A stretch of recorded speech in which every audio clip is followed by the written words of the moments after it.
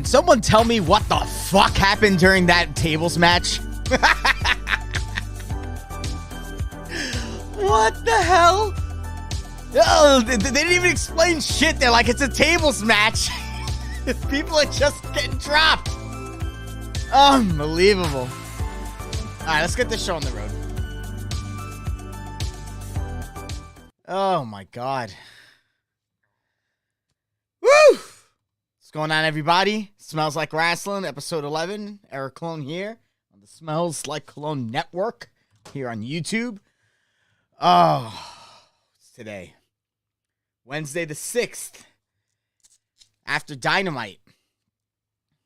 It was a great show. The middle of it was like, I don't know what the fuck was going on, but it was not as good. We're fresh off of WrestleMania weekend. Super Card of Honor, so a lot of shit has gone down since we last saw each other.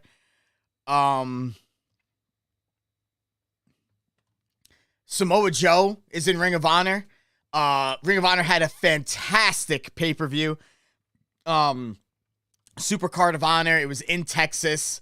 Match of the night was definitely the Briscoes versus FTR, in which FTR won the Ring of Honor World Tag Team Championships in a freaking classic match. That crowd was hanging on every single bit of that match. Wheeler Yuta, the new Pure Wrestling Ring of Honor champion. Mercedes Martinez is the interim women's champion right now. So a lot of AEW faces in major, booking points in Ring of Honor. So very interesting stuff. Again, Samoa Joe makes his debut at Ring of Honor. He actually had a match on Dynamite tonight, which we'll talk about. We had WrestleMania, which I did watch, and not gonna lie, I was surprisingly more entertained with it than I thought. Now, granted, I didn't pay attention to like 7/8 of the matches. The matches that I paid attention to were the matches that interested me. And they were all good. So kudos to, WWE for being awesome. The Street Profits versus Alpha Academy versus RK Bro match, I knew was going to be good, and it was. The McAfee versus Austin Theory match was for me the match of the weekend. Not counting Supercard, I'd probably say the match of the last week since we last spoke. I mean, I don't know. Two awesome matches by FTR, one on Friday and one tonight on Dynamite. But Theory versus McAfee was awesome. The crowd was hyped. They were all about McAfee. Dude is great. I really, there are two people that, I really despise and turn the corner, in wrestling. One is Pat McAfee, and, I guess I wouldn't say despise, but, I was just not a fan of. And the other was Jade Cargill. Both of them now I've totally turned the corner, and they're absolutely awesome, and I fucking love them. What was I gonna say? Oh my God, I totally lost my train of thought.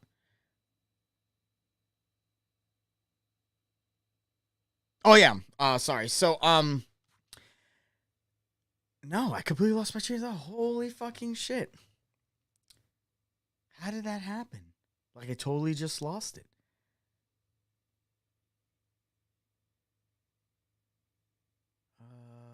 I don't know. Holy fuck. I can't even watch this back because we're live.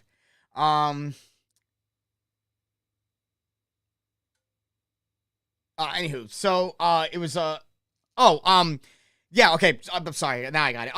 McAfee's match was awesome. I thought his match, at War Games was really good. So he was great, man. I mean, that crowd was awesome. The inclusion of McMahon. Why McMahon had to beat him, I just thought that was fucking lame. And then Austin was to come out. They could have done all that shit. They could have just, had McMahon come out. He takes off the shirt. He lays the boots to McAfee. Him and freaking Austin Theory about to whoop his ass. And fucking Austin comes out. Why did fucking Vince have to... Fuck Vince, man. God damn it. But still, it was a great fucking show. Other match actually, you know what? I watched the Styles versus Edge match. I thought that was going to be good. Not really. Not really. I'm trying to think of the other match at Mania that I enjoyed outside of McAfee and the tag match. Becky and Bianca was all right.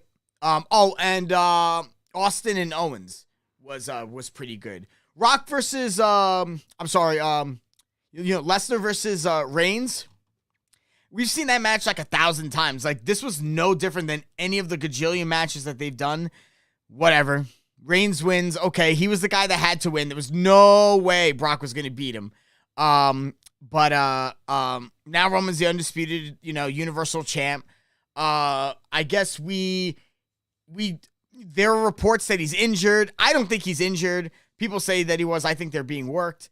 But we will find out more about what's going on with Roman on Friday. Well, you will, because I'm not gonna fucking watch SmackDown.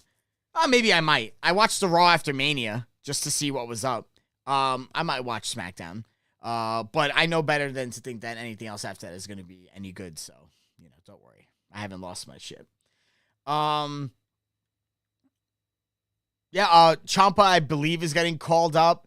Lost his match at Stand and Deliver. They had Braun Breaker fight for the title at Stand and Deliver, lose, just so he could win on Raw. Whatever. Anywho, let's talk more about tonight's show. Tonight's show I thought was really good overall. The beginning of the show, great. Middle of the show was meh. And like the end of the show was fantastic with the Young Bucks versus FTR as the main event. So we'll start from the top. Right off the bat, it was Cole versus Christian Cage. Awesome match. Awesome match. Adam Cole's amazing. Christian Cage is incredible. Hadn't had a singles loss since he lost to Omega at Revolution. So I didn't know that, but Christian really hasn't been in very many high-profile singles matches. So, and listen, if you're going to fight Adam Cole, I'm sorry, but like Adam Cole should not be losing right now. I got issues with the Adam Cole storyline. I feel like there could have been other things for him to do except to get into a feud with Hangman and lose. But like, I don't know. Like, I just feel like there's more out there for Adam Cole. But like, to be honest, like, who are you going to have fight Hangman like right now in this like interim period? Like, we already know that CM Punk's down the line.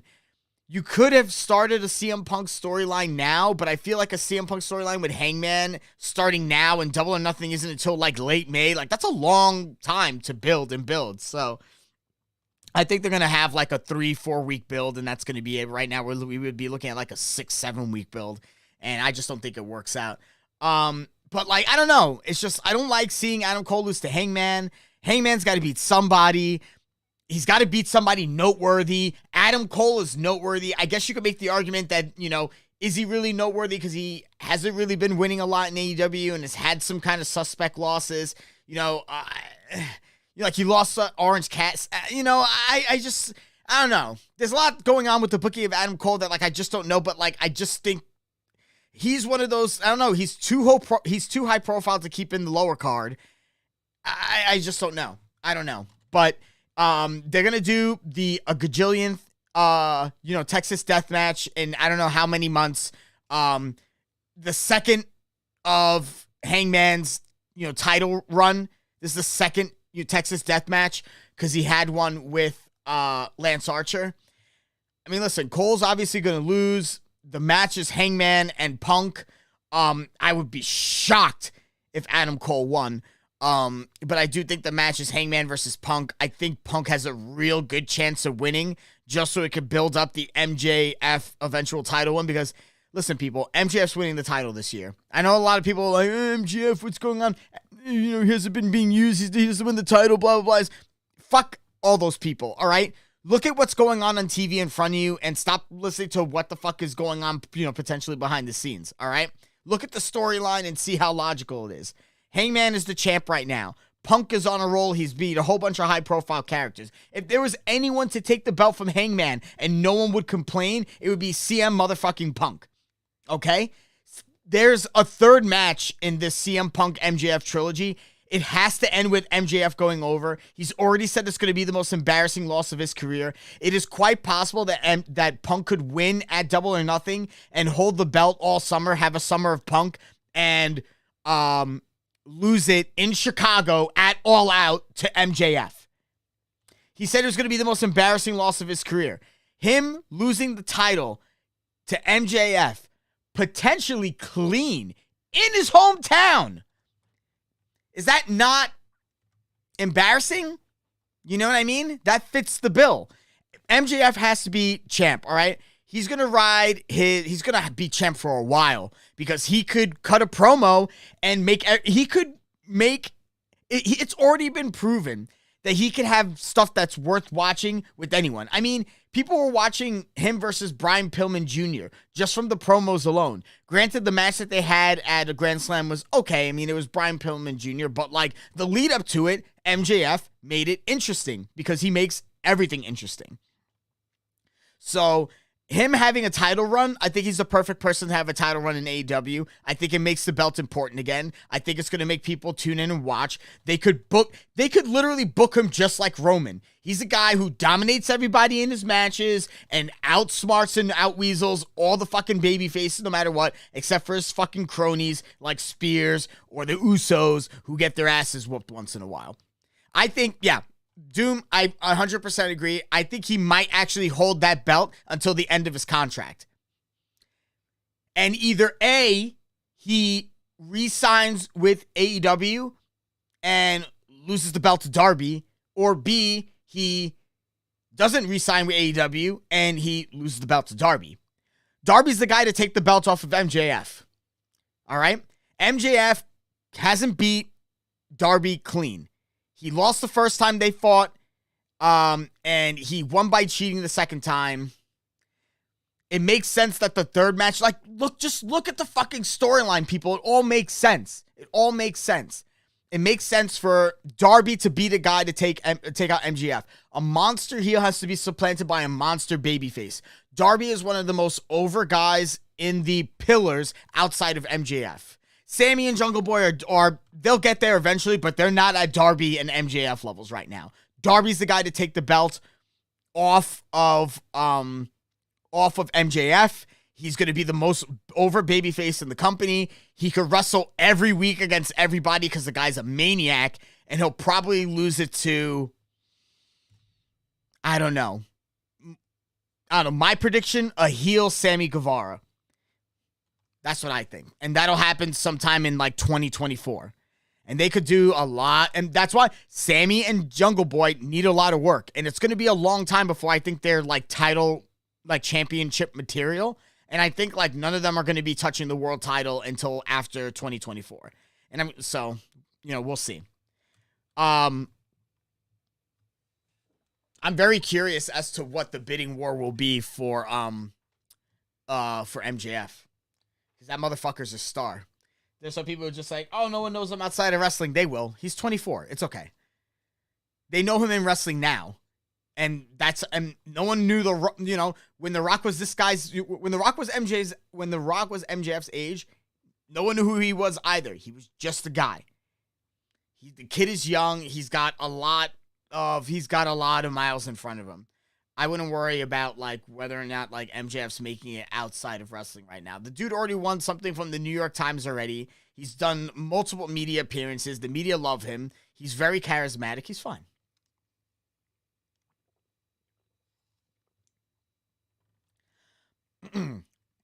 Anywho, great match with Cole and Cage. Hangman comes out and does the whole challenge for the Texas Death Match. They did a video package recapping Jay Lethal's attack on Jonathan Gresham, who is now the undisputed Ring of Honor champ at Supercard. They Owen Hart Foundation tournament qualifier, Samoa Joe versus Max Caster. Max Caster torched Samoa Joe on the mic tonight. It was fucking hysterical. said how when we were beating him in the ratings, he was champ, how he's injury prone, how he belongs in the X division. It was fucking phenomenal. It's fucking phenomenal. Anywho, bell rings. Caster gets right in Samoa Joe's face. Basically, Joe just beats the ever-loving shit out of him the entire match. It was fantastic. After the match, Jay Lethal and Sanjay Dutt show up on the screen. They say that he was, I don't know, like Lethal was saying, he was trying to contact Joe for months because Joe was like his mentor and Joe was nowhere to be found and he only answers the phone for billionaires. And he said, but don't worry, like, listen, like, we appreciate you and we're going to get you a nice gift, seeing that you're back, next week. Okay. So we'll see. I guess the first feud for Samoa Joe is going to be with Jay Lethal. Hey, listen, Jay Lethal is a fantastic talent. He's great on the mic, and he's absolutely fantastic in the ring. If there was ever anyone to, like, have a great first showcase with Joe after he, like, squashes a whole bunch of nobodies on, like, Dynamite and Rampage for a bit, it should be Jay fucking Lethal. I mean, granted, I don't know what that means for him in the Ring of Honor, title scene because he challenged, Jonathan Gresham. I mean, technically, Gresham could just answer the challenge of whoever he likes. He's the champ, and Ring of Honor doesn't really have a ranking system like AEW does, so it's kind of like an open book in terms of how they could want to book things. But I don't know. I assume that that's where it's going to be headed, and it's going to be a fucking fantastic match. When that match is actually going to happen, I'm not sure. I mean, it could happen on a Rampage. It could happen on a Dynamite. It could happen in Ring of Honor. It could happen on a pay-per-view. Like, I don't fucking know. I honestly don't know where Ring of Honor fits in any of this. I don't know where that I could watch them on a regular basis. I don't know when they're going to have regular TV. They've only had one pay-per-view. They have one champ in, the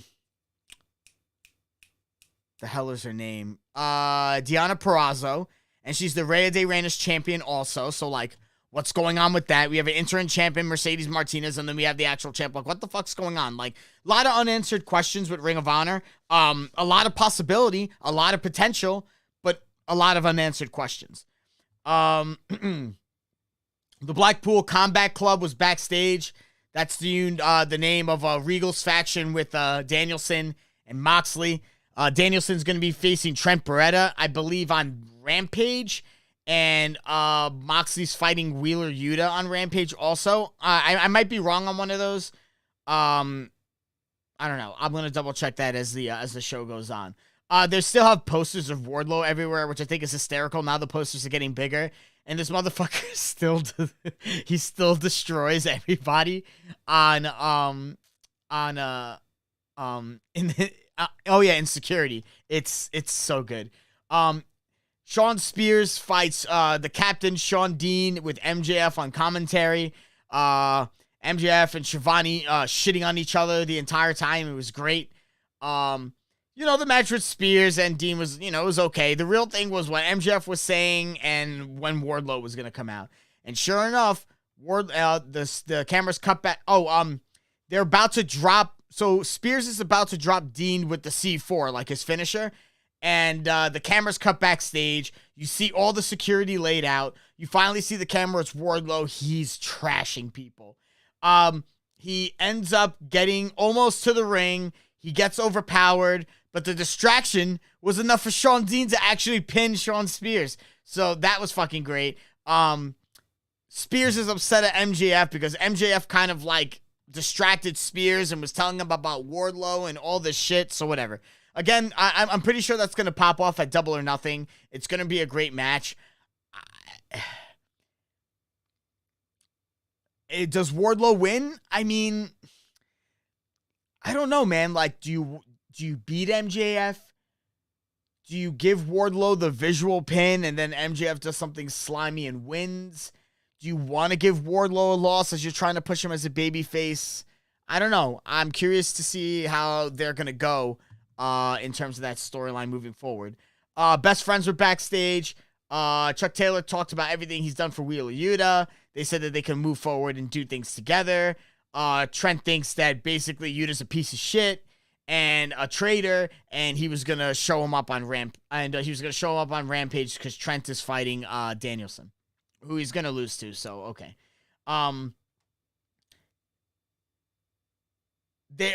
so they show video apparently backstage of Eddie Kingston, Santana, and Ortiz mugging the Jericho Appreciation Society, like totally beating the shit out of them.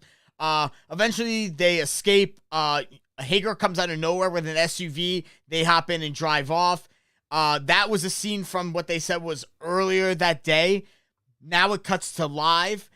Kingston, Santana, Ortiz, they march out to the ring. No music. Basically, Kingston says there was an on-site for Jericho's crew, means no matter where they are, no matter what they're doing, there are no safe places. You're with your family, with your kids, fuck off. I'm going to come and I'm going to whoop your ass. You're at church, I'm going to whoop your ass. You're on the shitter, I'm going to whoop your ass. Santana said something, whatever, and, like the Jericho Bitch Society or something like that. And Ortiz was like, we're coming after you, motherfuckers, and that's pretty much it.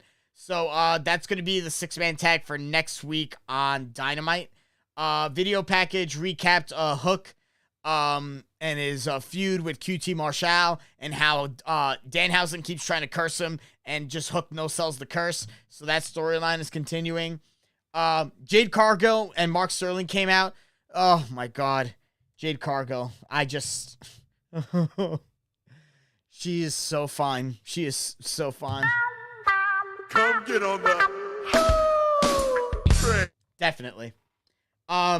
This was the best promo I think she's ever done. She introduced her baddie section, which was a whole bunch of just like good-looking women in the crowd. Sterling said that Marina Shafir wasn't allowed in the baddie section. Said baddie section is for women who have confidence and know themselves, and that she could barely find any baddies in Boston. It took her all day to find the ones that she found. So it was like a compliment and an underhanded fuck off, which I thought was kind of cool. Jade said she was tiring of all these MMA people entering her ring. She was tired of all these fake-ass wrestlers entering wrestling. Shafir said that, they call Shafir the problem. Well, Jade's the problem solver. Awesome. Hope she whoops her ass and gets win 30. Like I said, totally turned the corner on Jade Cargill. Like, when she first won the TBS title, I'm like, fuck me, man. I just didn't see it. But so far, they've been booking her phenomenally. Like, Jade Cargill is fucking money. She's 100% correct. And she had, that bitch glasses, too, which I thought was great. Here's the fucking train wreck travesty match of the goddamn night. The Hardys versus the Butcher and the Blade in a tables match. I have no fucking idea what the fuck was going on.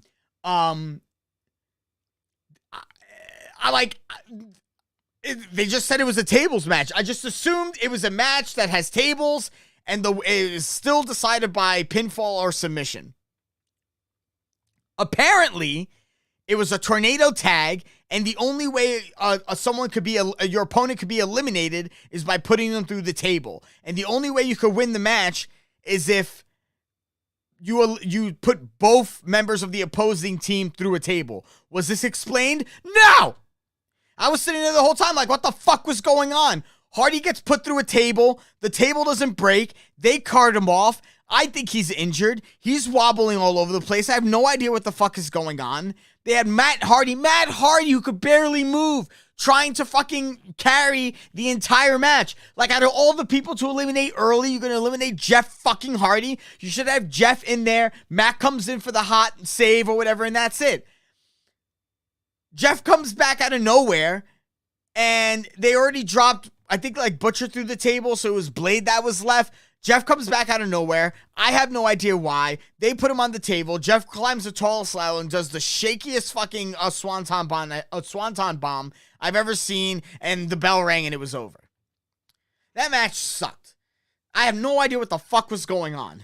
And I never feel clueless when I watch AEW. I feel like everything's explained to me, or everything is simple enough for a simpleton to understand, but they didn't say shit about anything, and I want to know why.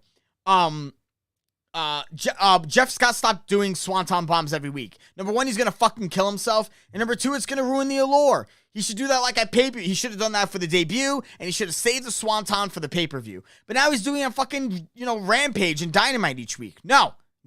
Swanton bomb is a specialty move. It should be done off, like, especially off of a ladder. Like, you want to do it off the top rope, fine. But swantons off the ladder, you've done it the last 2 weeks in a row. Two things that are getting played out in AEW. Number one is Texas Deathmatch. Number two is whatever the fuck I just said. Oh, Jeff Hardy swanton from a ladder. Enough. It needs to stop. You need to pump the brakes on it and get him to do something else. The match sucked. I don't even want to go over it in detail. That's as much detail as I'm going to give you. That match was crap. After the match, the AHFO come out to the ring. Sting comes out. And Andrade used the bunny as a shield to stop Sting from attacking DM. So the Hardys and Sting and Darby are still feuding with the AHFO. I feel like this might lead to blood and guts. Which will lead to Jeff Hardy doing a swanton probably off of the cage, which obviously by this point is whatever because they're having him do that every fucking week. Anywho, Christian Cage was backstage with Jungle Boy and Luchasaurus. Christian Cage basically just chucked his water bottle and stormed off, and Jungle Boy just cut a promo like nothing fucking happened. And they're challenging Red Dragon for a title match. I think Red Dragon's got to win. I don't think the Jurassic experiment is working. Jungle Boy needed a title. He had a couple of good, he had matches with Adam Cole and the Young Bucks. It's just like they're not a team. They're not a team with personality. They're not a team that could really get into like feuds and shit with anybody because they're just Jungle Boy and Luchasaurus. I don't think that Luchasaurus is long for AEW. I just have this feeling. I think that the money's more in Jungle Boy on his own. They don't even really call them Jurassic Express anymore. They just introduce as Jungle Boy and Luchasaurus. So the Jurassic Express faction is done. Marco Stunt is gone. So I think Luchasaurus, they may not renew his contract. And I think they're going to drop the belts. And I think Jungle Boy is eventually going to go back to singles. He's better off as singles. He needs to work on his persona. He needs to start getting into feuds with people and start talking and start coming off to the crowd more as this, like, quiet, shy guy. Like, quiet, shy guys are, whatever. They're fine in regular life. But, like, you have to have a persona that's larger than life in wrestling. Like, that's what it's all about. It's all about things being, just grossly over-elaborate. You know what I mean? Over-the-top personalities. And it's just like, I think that's the problem with, like, Hangman. Like, unless Hangman's yelling or, yelling at something, he's always saying stuff with, like, oh, I kind of got the belt, but, I still don't think I'm the greatest. And, I'm a humble man. I don't want to hear that fucking shit. You fucking won the title. You beat two of the best wrestlers in the goddamn world. You should have some swag. Enough. Anywho. So I'm hoping for Red Dragon to win the belts. It'll be weird to see Red Dragon with the belts and Adam Cole without the belts. I don't think Adam Cole is beating Hangman in the Texas Death Match. If he did, I'd be shocked. And then if they do an Undisputed Elite angle where they all have the belts, that would be fantastic. And then it's Punk versus Adam Cole. Punk versus Adam Cole would be fucking awesome. But then again, like, what? You're going to just have Adam Cole hold the belt for like a month just so Punk could beat him at Double or Nothing? Adam Cole's not winning that match. It's going to Hangman, so Hangman could go on and fight Punk at the pay-per-view. They did a video package hyping Thunder Rosa and Nyla Rose. It's pretty much what they constantly do to all their champions. The second they win, first they beat a monster heel, and they have a great storyline, and they cut all these promos, and then they win their belts, and they have their moment. And the first thing that Tony likes to do with his champions is pit them against a giant. Same thing happened with Hangman. As soon as he beat Danielson, who was the first guy he fought a monster. He fought Lance Archer. You got Thunder Rosa. She's fighting Nyla Rose. You got Britt Baker. First person she fought, Nyla Rose. When Hikaru Shida was champ, first person she fought, Nyla Rose. Actually, she beat her for the title. Then they had a rematch. So, you know what I'm saying? Like, it's just... Did I say Lucha Boy in Jungle Source? I hope so. But, yeah, it's just old hat. Obviously, Rosa's going to win. I'm curious as to who they're going to build up to beat her eventually. I think she'll have great matches with whomever she wrestles. I'm hoping she has a match against Statlander. That would be a fantastic match. I hope she has a match against Ruby Soho. That would be a fantastic match. I hope she has a match against maybe Penelope Ford, who I haven't seen in a while. That would be a great match. The Bunny, that would be a solid match. Ty Conti, that would be a great match. So there are a lot of great matches that Thunder Rosa could have, and I'm just hoping that her challengers could step up to the plate in terms of the mic, because we already know that like there is some good talent in that division. Fucking Tony Storm. Oh, fucking Tony Storm debuted at fucking Rampage last week. How could I fucking forget? So now she's in the division. I really hope that they signed the previously known as Ember Moon. I think there's still and Candice right now, from what I saw on the interview that Renee Young did with Johnny Gargano, looks like Candice is just now starting to get into fighting shape. She's like now been allowed to like go back to the gym and work out. After having her firstborn baby Quill. Congratulations to the Garganos. Candice LeRae is a definite get.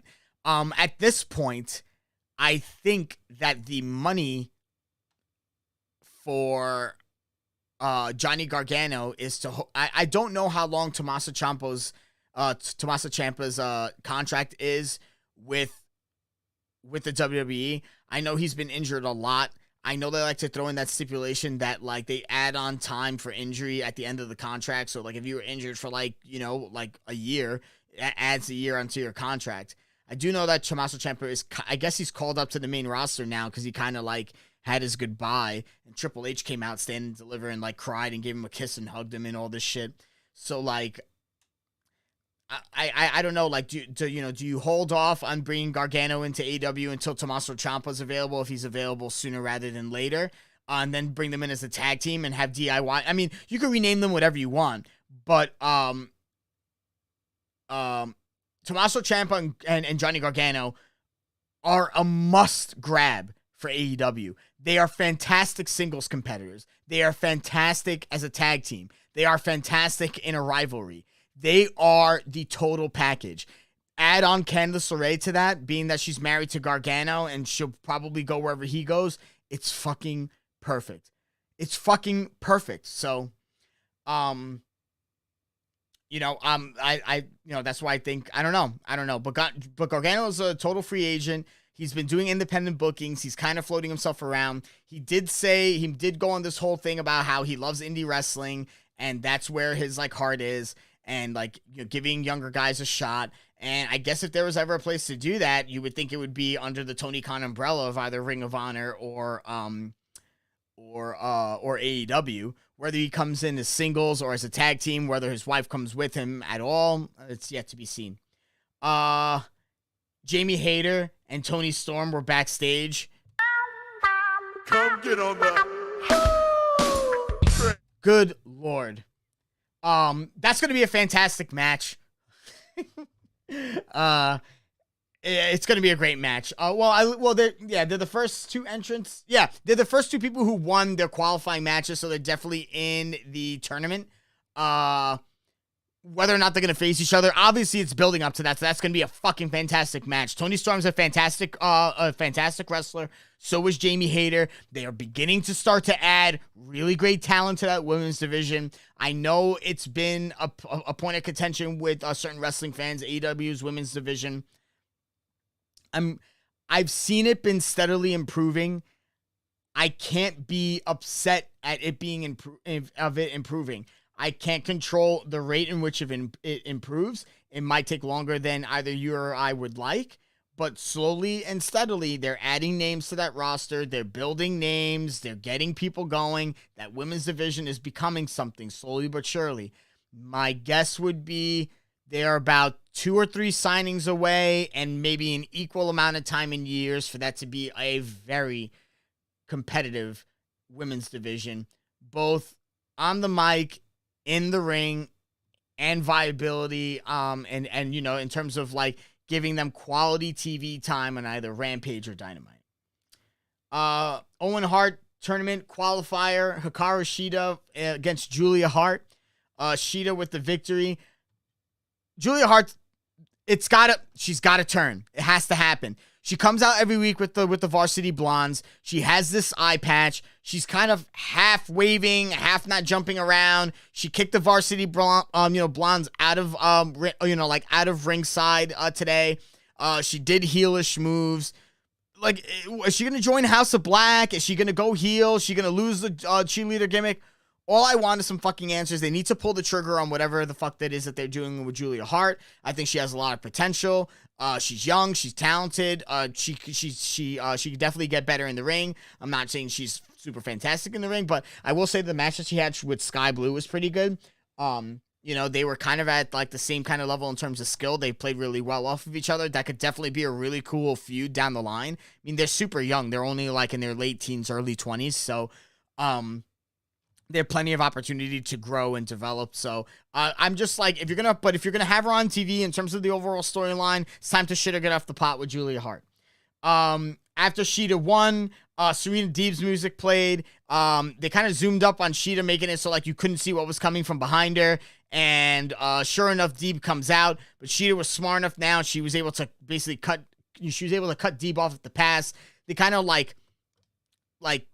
froze at each other. Sheeta with the kendo stick, Deeb with the steel chair. Deeb backs off. Obviously, this is not over. I would hope that they end up being in the tournament, and I would hope that they would settle this feud in the tournament with Sheeta winning, being that Deeb cost Sheeta a shot at the title after she beat Deeb in said tournament. So I feel like it's a good, like, full circle storyline that they'd be doing. Swerve Strickland was backstage. He had pictures of him at the Grammys. He said he still hasn't forgotten about Ricky Starks. They got unfinished business. But he's like, for right now, he's going to cut the interview short. He's got stuff to do. He walks into the dressing room. A split second later, Hobbs and Starks rush into the room. They jump him. They're beating his ass. Keith Lee comes out of nowhere. He starts whooping ass. They start fighting back and forth. Fucking Keith Lee, I think, throws Starks, like, right through a fucking wall into another locker room. It was fucking insane. Then it just cut away. So, I'm assuming there's going to be a tag match, Swerve and Lee versus Hobbs and Starks. That should be a fantastic match, so I'm looking forward to that. The lineup for Rampage is as follows. Jon Moxley versus Wheeler Yuta. No, this match is not for the pure title. It's going to be very interesting to see whether or not they're going to have Wheeler pull an upset victory over Moxley, and that gets him entrance into the Combat Club, because I don't like the fact that Wheeler Yuta wins the pure title, and in his first match is a non-title defense loss. Just doesn't sit well with me. Bryan Danielson versus Trent Beretta.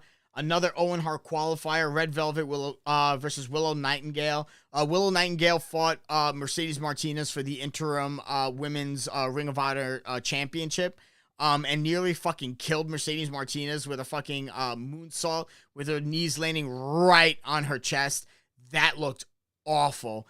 I'm not a fan of her gimmick whatsoever, so I'm hoping Red Velvet wins, because I don't want to see any more of Willow Nightingale in that tournament. Swerve Strickland versus QT Marshall is also on Rampage. I assume some fuckery is going to go on in that match, being that Swerve is obviously in a collision course with Team Taz. Line up for Dynamite for next week is as follows. The World Tag Team Championships are on the line. Jungle Boy and Luchasaurus versus Red Dragon. Eddie Kingston, Santana, and Ortiz versus the Jericho Appreciation Society. I would assume it's Jericho and 2.0. I'm not sure. Or Jericho, Hager, and Garcia. I'm not really too sure. Battle of the Belts lineup. Already the one match is Thunder Rosa versus Nyla Rose. Main event of the night, which was a fucking incredible match. Probably one of the best tag team matches I've ever seen. Ring of Honor Tag Team Championships and the AAA Tag Team Championships are on the line. FTR, which comprises of Dax Harwood and Cash Wheeler, defeat the Young Bucks of Matt and Nick Jackson with Brandon Cutler in their corner. This was one of the best AEW matches I've seen in I don't know. I mean, AEW has a lot of great matches, so I guess like since Revolution. it was a fantastic match. The Bucks. I was really curious as to who was going to put on a better match between against FTR, whether it be the Young Bucks or the Briscoes. It's too close to call, man. Both of those matches were fucking great. It was a fantastic match. I felt like this was a better match than the one that they had during the pandemic at Full Gear 2020. Definitely a better match. Whatchamacallit? It was a fantastic match. Go watch it. You could break. I was kind of hoping that Bret Hart would show up. They keep on dropping these hints. Both members of FTR put the Bucks in sharpshooters. The camera was on the sign of someone who had said someone saying had a sign with the camera was on someone who was holding a sign that said FTR, the best there is, the best there was, and the best there ever will be. It's got, I mean, like, I'm assuming Bret Hart's he's got to be showing up eventually. I mean, like, they're doing it in a fucking Owen Hart tournament. So I don't know. But that pretty much ends it for Dynamite. Fantastic show. Great wrestling. The middle was a little bit cold. The ladder match was kind of and the match with Julia Hart and I completely forgot that match.